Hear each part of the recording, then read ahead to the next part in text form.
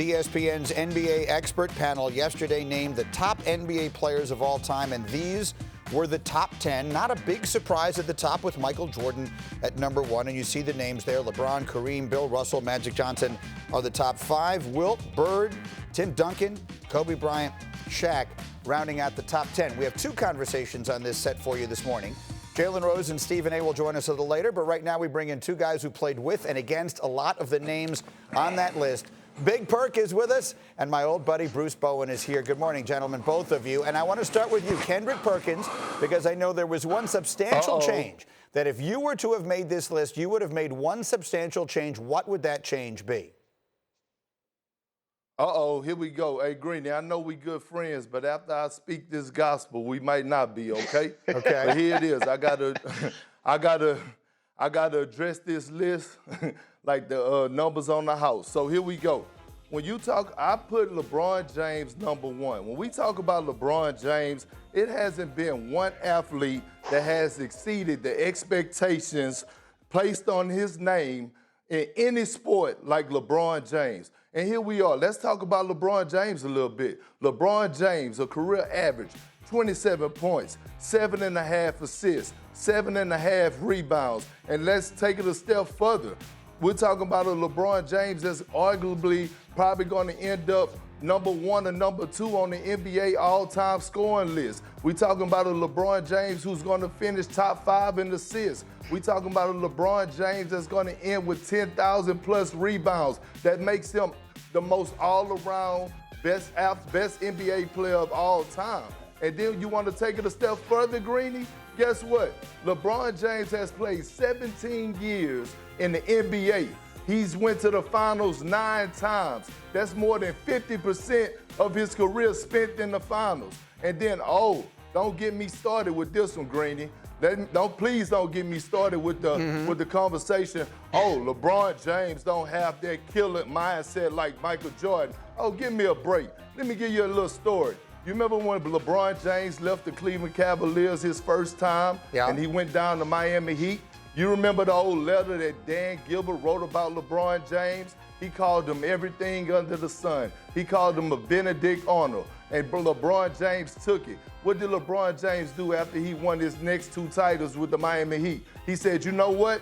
I owe the city of Cleveland, I owe the state of Ohio, I owe all the Cleveland Cavalier fans around the world a championship. So he went back home. And he went back home, and guess what he did, Greeny? He won the NBA championship, and he won it in great fashion. By the way, he beat a 73-9 Golden State Warriors team, who's arguably one of the greatest teams ever to play in the NBA history. And to top it off, guess what else he did, Greeny? Tell me. He had the greatest comeback in NBA history, down 3-1, which made it one of the greatest championships in sports history. So that's why I got LeBron James at number 1. So carry on, Mr. Greeny, because I've been missing you. Listen, I have missed you too, and I definitively have Michael Jordan number 1, but I would put LeBron James at 2. So I'm not going to sit here and have a huge fight with you. I don't disagree with any of the things that you just said. I merely think that I would put Michael Jordan ahead of him and ahead of anybody, and I would give my reasons, but I want to let Mr. Bowen chime in here. Bruce, what are your thoughts on Kendrick Perkins saying he believes LeBron James should be number 1 all time? You know, I love Be nice, Kendrick, Bruce. You know, and the fact that Kendrick was a guy that I could get down with, but Kendrick is 35, Greeny. And he's young. He wet behind the ears. So he can't necessarily understand the things that I'm about to say right now. Yes, that was a tremendous comeback in that series where LeBron brought Cleveland back when they got their first championship. But let's remember, Draymond Green didn't play in one of those games due to suspension now, Kendrick. Now, that being said, we're not talking about this guy as not a good guy. I got number 2, Kobe Bryant. So I got MJ number 1, Kobe number 2, Bill Russell, Magic, and Tim Duncan. Now I'm gonna go to this Kobe aspect of things real quick, because when I competed against Kobe quite a bit, and every single night I I knew, ooh, if I go under the pick too soon, he gonna stop and pop. If I don't get any help, he's gonna do this. So every time I was trying to plug a hole, something else was happening when it came to Kobe. Now, with LeBron James, when I first met that young man during the Western Conference Finals against the Lakers, I looked at them shoulders, Greeny, and I said, oh my Lord, he gonna be problems in this game. He was problems in this game, and he still is problems in this game.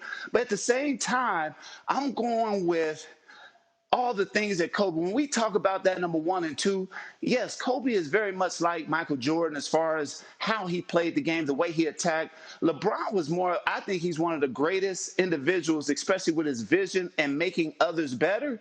But I just have Kobe above LeBron in that aspect of things. He should be number 2. And Bill Russell, we know, Magic, we know. And then that Tim Duncan. It was nothing you can do. That boy was in the finals from once he got in the NBA, and then back when he was old and decrepit. All right, now we all understand, Bruce. You know, hey, Bruce. Tim Duncan would have been nothing without Bruce Bowen. We all understand that, but that's a separate conversation for a separate day. Thank you for watching ESPN on YouTube. For live streaming sports and premium content, subscribe to ESPN+.